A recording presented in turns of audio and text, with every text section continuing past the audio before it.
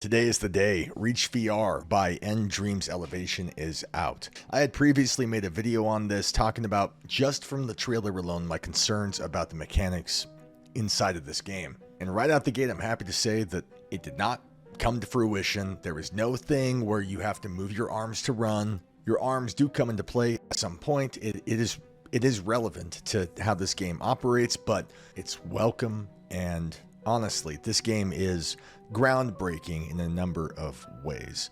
At the most basic level, it has a polish to it, and the developers have a skill set in harnessing what the Quest 3 can do to the point that it might be the most impressive title of the year. Need this fantasy.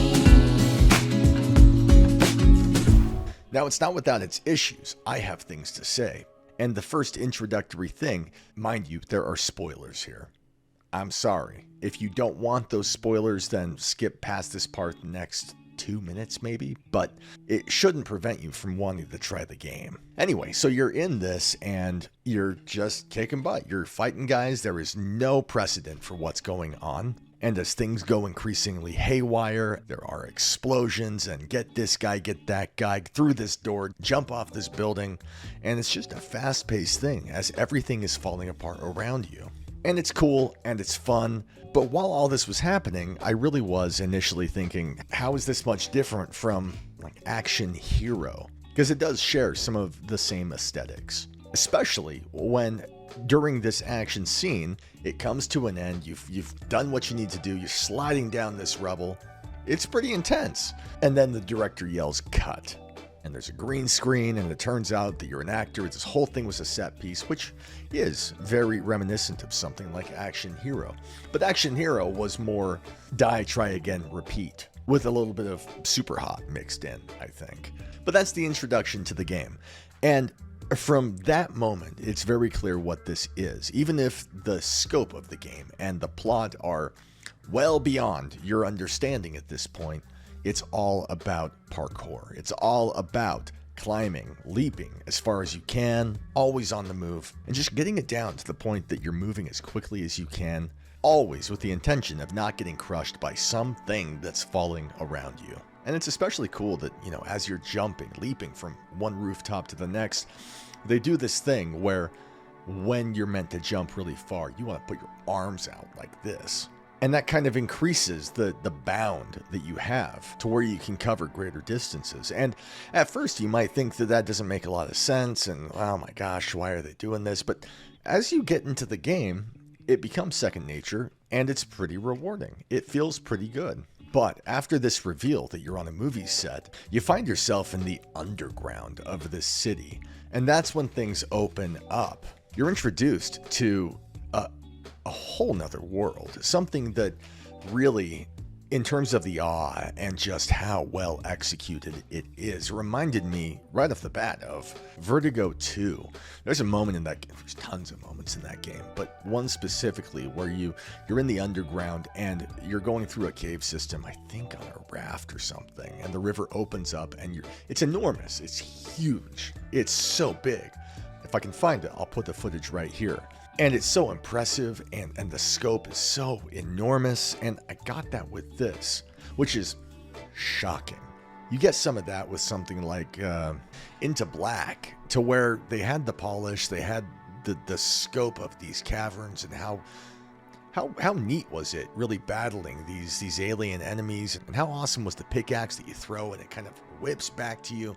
When I talk about polish, that's what I'm talking about. Something that just sacrifices nearly nothing. Of course, that game had its issues with bugs in the floor and stuff like that, but mostly it was perfect. But the work that went into the game is phenomenal.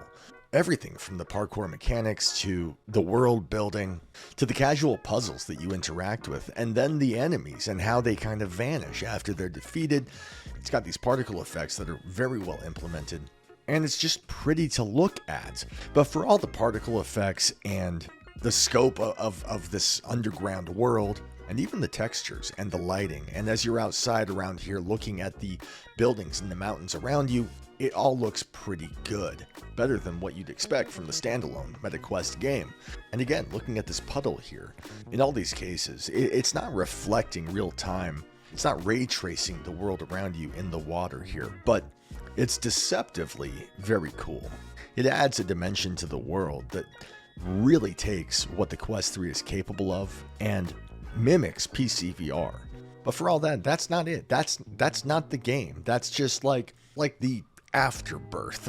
It's like the nuts and bolts holding the roller coaster together.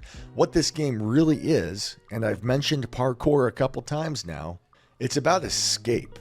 Every time I'm experiencing an amazing moment in this game, it's always because I'm running from something. I'm avoiding some calamity. Something is falling apart around me, and I'm desperately, climbing a ladder, but you can't climb a ladder quick enough, so you grab the rungs and throw yourself up and skip 6 rungs at a time. Get to the top as quick as you can, just as a bus comes rolling at you, just as 3 cars come spilling from the ceiling, and the scaffolding of this building is falling apart around you, and it's just a lot of fun. It's just really cool.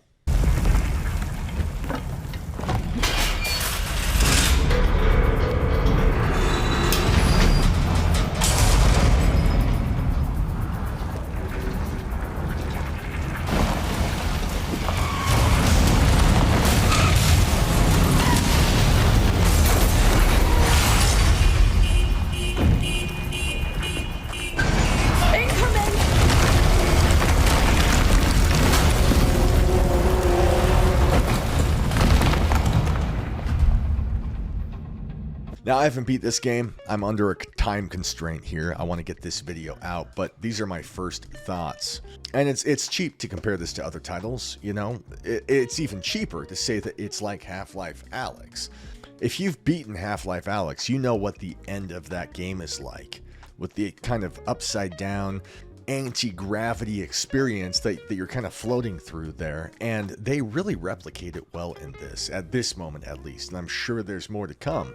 And when they're not doing that perfectly, like I said, Vertigo 2, they're really piping into what that guy did very well. I say that guy because it wasn't a team. It's mostly this one dude making that game, and it was impressive from the onset. But this is the defining game. I mean, I loved Alien Rogue Incursion at times, and I thought that there were moments where it really excelled. But it was also a half of a game, and it was kind of a janky mess at launch. I like games like Superhot, but those are not campaigns. It's a kind of, what are you doing for the next half hour? Jump into this and waste some time. Same goes for Beat Saber, however much fun that is. And again, Into Black, I think, is a phenomenal game. I thought that was one of the better games to come out last year. But at the end of the day, it is kind of a by-the-numbers procedural title that has one job to do, and it does it very well. But this, in its scope, does more. It's very big, it's very impressive, and I'm thrilled to have this on the MetaQuest 3. There's no part of me that is begging for a Steam VR release. I'm sure it's coming. I'm sure it'll be great. I can't wait to play it. But it's not like Wanderer Fragments of Fate, to where the original game on PC VR from years ago stands out in my mind as a great puzzler, following in the footsteps of something like Myst that was only meant to return to be janky, with combat that no one asked for, with textures that would skip around, and mechanics that were broken, and dialogue that was terrible, taking a giant, enormous scope of a game and just breaking it, and in my opinion, ruining the franchise. Huh? Keep an eye out. He's here somewhere. Show yourself, vermin! Hiding like a little cockroach. Come out and play.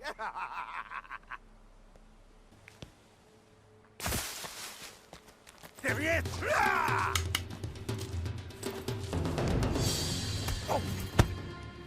Ah! Ah!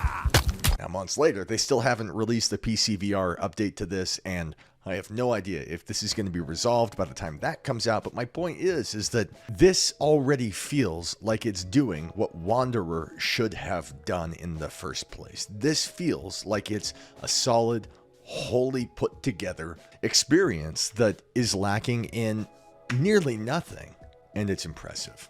Now, for all that glowing stuff I'm saying, I gotta tell you that I hate the body. It's especially janky in this. It's terrible. Several moments you can basically step outside of your body. You can shift and move around. It doesn't move. Look down and your face like disappears into your chest cavity. The hands are half the size of my hands, and they interact in a real way, I think, in the sense that if you like push them up against some railing, the fingers will kind of split and move around that railing. Fine, but they'll like manipulate, and like it's demonic what they're doing.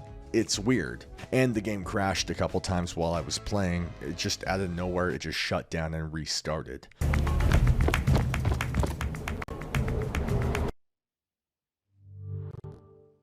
But outside of that, those issues, I think it's a phenomenal, solid experience.